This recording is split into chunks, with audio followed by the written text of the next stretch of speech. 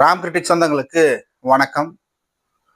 1974 ராஜமன்னார் குழு அறிக்கை மாநில சுயாட்சி தொடர்பாக இன்று வரை இந்தியா முழுவதும் மாநிலங்கள் அதை ரெஃபர் பண்ணி தான் நிறைய மாநில சுயாட்சி காப்பாற்றப்படுது. இந்த மகத்தான சாதனையை செஞ்சவர் கலைஞர் கருணாநிதி அவர்கள். அவர் தான் அந்த ஆணையத்தை அமைக்கிறார். அதே மாதிரி இன்னைக்கு மோடி தலைமையிலான இந்த பாஜக அரசாங்கம், பாசிச அரசாங்கம் மாநிலங்களுடைய சுயாட்சியை பறிக்கிறது. அதுதான் ஒரு மெயின் அஜெண்டா. அதுவும் இந்த கல்வி நிலையங்கள், கல்வி சம்பந்தப்பட்ட மாநில சுய உரிமைகள் இதெல்லாமே பொதுப்பட்டியல், ஒத்திசைவு பட்டியல் அப்படிங்கிற பேர்ல தனக்குத்தானே பவர் எடுத்துக்கிட்டது. காலாவதியான சட்டங்களை எல்லாம் வச்சு மாநில அரசுகளை ஏமாத்தி மிரட்டி அதனுடைய வேலைகளை செஞ்சுக்கிட்டது. இதுக்கெல்லாம் முற்றுப்புள்ளி வைக்கிற மாதிரி இன்னைக்கு முத்துவேல் கருணாநிதி ஸ்டாலின் அவர்கள் சாட்டையை சுழற்றி இருக்கிறார். என்ன மேட்ரு பார்ப்போம் வாங்க. அதுக்கு முன்னாடி சப்ஸ்கிரைப் பண்ணிக்கோங்க. என் உயிரினும் மேலான அன்பு உடன்பிறப்புகளே, அதாவது மாநில சுயாட்சி அப்படின்னா இந்தியாவிலேயே முதன்மையான மாநிலம் தமிழ்நாடு. தமிழ்நாடு தான் முதல்ல மாநில சுயாட்சி மாநிலங்களுக்கான பங்கு அதிகமாக கொடுக்கணும். எங்களுக்கு நிறைய விஷயங்கள் நாங்களே தீர்மானிக்கிறதுக்கான உரிமையை எங்களுக்கு வழங்கணும் அப்படின்னு 1974 ஒரு குழு அமைக்கிறார். அதுதான் ராஜமன்னார் குழு. அது தொடர்பா அந்த குழு கொடுத்த அறிக்கை இன்று அளவில் இந்தியா முழுவதும் அது ஒரு மிகப்பெரிய வரலாற்று சாதனையா பேசப்பட்டு வருது. அது தொடர்பான மாநிலங்களவை, மக்களவை விவாதங்கள் இது எல்லாமே ஒரு புத்தக வடிவில் இன்னைக்கு நம்ம பார்க்கலாம். 1974 ராஜமன்னார் குழு அப்படின்னு அடிச்சீங்கன்னாவே பாருங்க, அமேசான்ல இருக்குது. 1000 ரூபாய் அந்த புத்தகம். ஒவ்வொரு பேச்சாளரும் திமுகல பேச்சாளர் ஆகணும், இல்ல தமிழ்நாட்டில் இருக்கிற ஒரு கட்சிக்கு நம்ம பேச்சாளர் ஆகணும் அப்படின்னா தமிழ்நாடு எப்படியெல்லாம் மாநில சுயாட்சியை கொண்டு வந்தது அப்படிங்கிறதெல்லாம் நீங்க தெரிஞ்சுக்கணும் அப்படின்னா கண்டிப்பா இந்த ரெஃபரன்ஸ் உங்களுக்கு தேவை. இந்த புத்தகம் எப்பயும் உங்க கையில் இருக்கிறது நல்லது. இது படிங்க. இதே மாதிரி இன்னைக்கு முத்துவேல் கருணாநிதி ஸ்டாலின் அவர்கள் தலைமையிலான தமிழக அரசாங்கம், இன்னைக்கு பாஜக அரசாங்கம் என்ன செய்யுது? ஒட்டுமொத்த மாநிலங்களுடைய சுயமரியாதை, சுயாட்சிகளை பறிப்பதை ரொம்ப நேர்த்தியா செஞ்சுட்டு வருது. அது எந்த மாதிரின்னா, காலாவதியான சட்டங்கள் எல்லாம், ஒன்றுத்துக்கும் உதவாத சட்டக்கூறுகள் எல்லாம் வச்சு மாநிலங்களை மிரட்டி, நீங்க ஒரே ஒரு உதாரணம் தமிழ்நாட்டுக்கு நம்ம சொல்லலாம். புதிய கல்விக் கொள்கையில கையெழுத்து போட்டாதான் உங்க மாநிலத்துக்கான நிதியே நாங்க தருவோம், இல்லைன்னா உங்களுக்கு நிதியே கொடுக்க முடியாது அப்படின்னு சொன்னார். அப்படி சொல்றதுக்கு அதிகாரம் எங்கிருந்து வந்தது? என்ன அதிகாரம் இருக்கு? என்ன சட்டம் இருக்கு? அதுக்கான சட்ட வரையறை இருக்கா அப்படின்னு பார்த்தா ஒன்றும் இல்லை. அப்போ அது எங்கெந்தெல்லாம் அவங்களுக்கு பவர் கிடைக்குது, மாநிலங்களுக்கு எங்கெங்கெல்லாம் பவர் குறைஞ்சிருக்கு, எந்தெந்த சட்டங்கள் மாநில சுயாட்சியை நிலைநிறுத்த இருக்கு, அதெல்லாம் இன்னி வரைக்கும் ஏன் பயன்படுத்தல? இது எல்லாத்தையும் சேர்த்து சட்ட போராட்டமா இன்னைக்கு உச்ச நீதிமன்றத்துல போய் இறங்குது இன்னைக்கு தமிழ்நாடு அரசு. அதுக்கு ஒரு சட்ட வரையறை வேணும், ஒரு கலந்தாய்வு வேணும், ஒரு ஆய்வு பண்ணியிருக்கணும். சட்டம்னா இந்த சட்டக்கூறுகள் ஒன்றிய மாநில அரசுகளுக்கு இடையான ஒரு பரஸ்பரமான நிலை உருவாக்குறதுக்கு என்னென்ன தேவைப்படுது, என்னென்ன சட்டங்கள் காலாவதியான சட்டங்கள், என்னென்ன சட்டங்கள் இன்று வரையில் லைவில் இருக்குது, அதை எப்படிலாம் செயல்படுத்தினா நம்மகிட்ட இருந்த பரிச்ச நிறைய சட்டங்கள், நிறைய திட்டங்கள் நம்மளுக்கு மறுபடியும் மாநில சுயமுரிமைக்கு எப்படி வரும் அப்படிங்கிறத எப்படி தெரிஞ்சுக்கிறது? அதுக்குதான் இன்னைக்கு ஒரு குழுவை அமைச்சிருக்கிறாரு முத்துவேல் கருணாநிதி ஸ்டாலின் அவர்கள். என்ன குழு தெரியுங்களா? இந்த சட்டங்களை எல்லாம் ஆராய்ச்சி பண்ணி ஒத்திசைவு பட்டியலில் இருக்கிற கல்வியை எப்படி மாநில பட்டியலுக்கு கொண்டு வர்றது, எமர்ஜென்சி காலகட்டத்தில் நம்மகிட்ட இருந்து பறிக்கப்பட்ட மாநில சுயாட்சியை, எமர்ஜென்சியே சட்டமா இல்லை, இன்னைக்கு எமர்ஜென்சி எடுத்துட்டாங்க, ஆனா அது அதனால உருவாக்கப்பட்ட, அதனால கொண்டு போனப்பட்ட அந்த சட்டங்கள் நம்ம கை வந்து சேரவே இல்லை. அப்போ அதை மீண்டும் மீட்டு கொண்டு வரதுக்கான என்னென்ன வழி, என்னென்ன கூறுகள், இதெல்லாம் பார்க்குறாங்க. அப்போ ஒன்றிய அரசாங்கத்துக்கு எதிராக உச்ச நீதிமன்றத்துல சட்ட போராட்டத்துல இறங்கி இருக்கிறது இன்னைக்கு இருக்கிற திமுக அரசாங்கம். வக்பு வாரிய சட்டம் வந்துருச்சு, ஒன்றும் பண்ண முடியாது, இஸ்லாமியர்களுக்கான பிரதிநிதித்துவமே இந்தியாவில் இல்லை அப்படின்னு எல்லா மாநிலங்களும் பேசிட்டு இருந்தப்போ தமிழ்நாடு அரசு அது துரிதமா செயல்பட்டு இன்னைக்கு வந்து அதுல இருந்து ஒரு விலக்கை வாங்கியிருக்கிறாங்க, இடைக்கால தடை வாங்கியிருக்கிறாங்க. ஒட்டுமொத்த இந்திய குடிமகன்கள் எல்லாருடைய குழந்தைகளுடைய கல்வியில தான் கை வைக்கிறாங்க. எல்லாருக்கும் கல்வி மறுக்கப்படுறதுக்கான எல்லா வழிகளையும் கொண்டு வராங்க.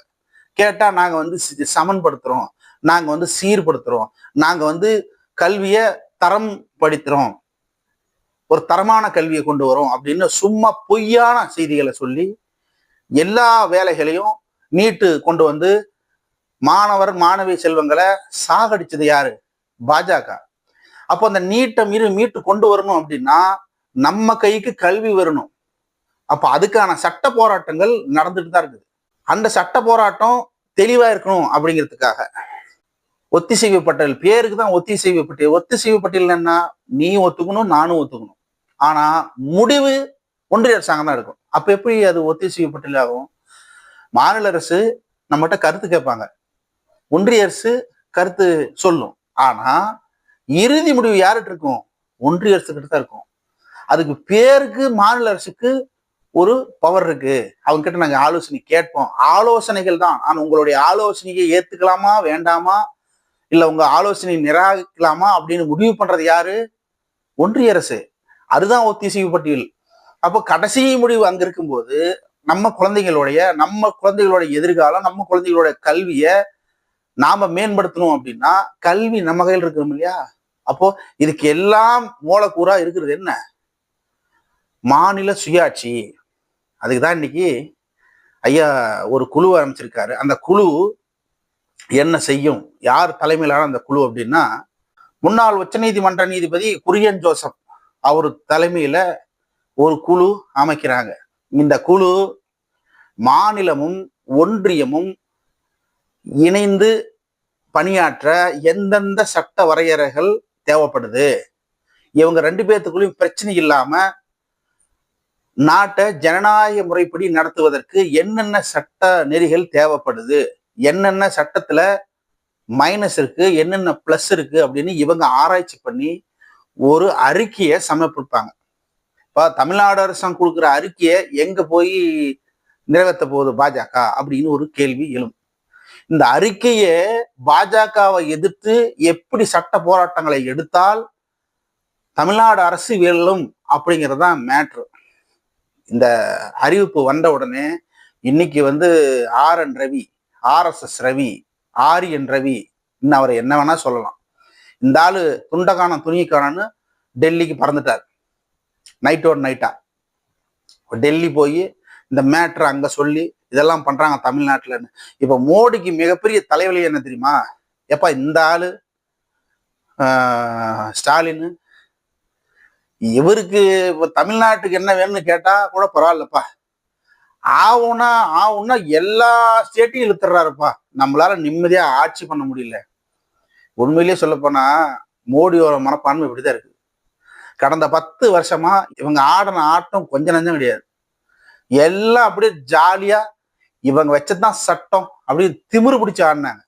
2024 அரசமைச்சதுல இருந்து என்னைய வரைக்கும் அவங்களுக்கு சரியான எதிர்கட்சியா யார் இருக்கிறாங்கன்னா அது திமுக தான்.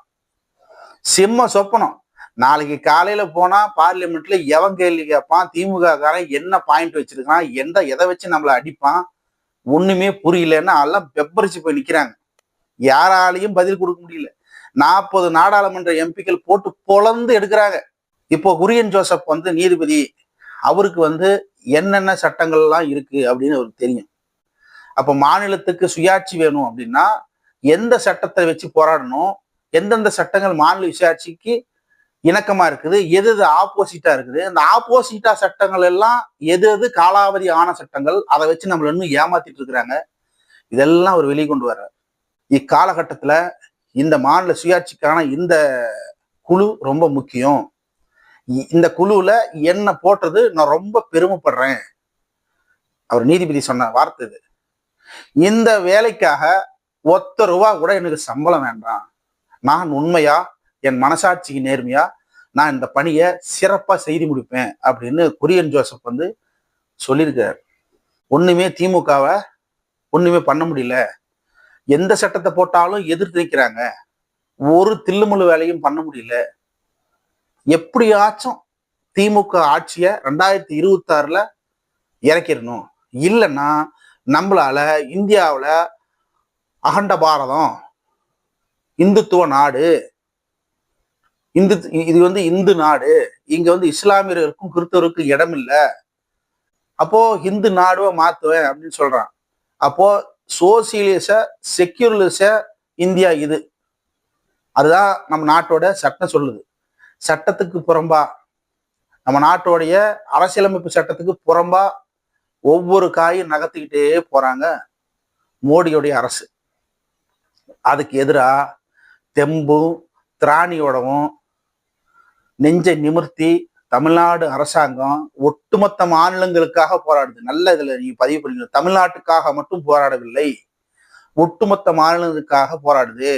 இன்னைக்கு வக்பு சட்டத்தை வந்து தடை செய்திருக்கு, இடைக்கால தடை வாங்கியிருக்கு அப்படின்னா அது முழுக்க முழுக்க தமிழ்நாடு அரசாங்கம் தான் காரணம்.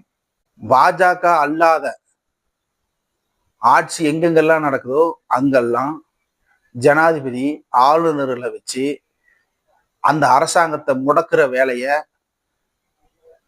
மாநிலத்துடைய சுயாட்சியை சிதைக்கிற வேலைய தொடர்ந்து பாஜக செஞ்சுக்கிட்டே வந்தது. அதுக்கான முற்றுப்புள்ளி வச்சது யாரு? திமுக அரசாங்கம் தான். தமிழ்நாடு தான் 400 பக்கங்கள்ல ஒரு மிகப்பெரிய வரலாற்று சிறப்பு மிக்க ஒரு தீர்ப்பை வாங்கியிருக்கு. இத்தனை வேலைகள் பண்றாங்க. தமிழ்நாட்டில் நீட் விலக்கு கொண்டு வரணும். யூஜிசின்னு ஒன்று வருது, யூனிவர்சிட்டி கிராண்ட் கமிஷன் வருது. அதை வந்து தடை செய்யணும், அது வர விடக்கூடாது. புதிய கல்விக் கொள்கை ஒன்று வருது, அது வரவே விடக்கூடாது. ஹிந்தி திணிப்பு வருது, அதையும் வரவே விடக்கூடாது. இன்னும் என்னென்னலாம் மக்களுக்கு எதிரான சட்டங்கள் வருதோ அது எல்லாத்தையும் நின்று போராடுகிறது திமுக அரசாங்கம். அடுத்து என்ன நடக்க போகுது, இந்த குழு என்ன அறிக்கையை சமர்ப்பிக்கும், இந்த குரியன் ஜோசப் தலைமையிலான குழு அப்படிங்கிறதெல்லாம் அடுத்தடுத்து நாம பார்க்கலாம். அடுத்த ஒரு நல்ல பதிவுடன் சந்திக்கிறேன். நன்றி, வணக்கம்.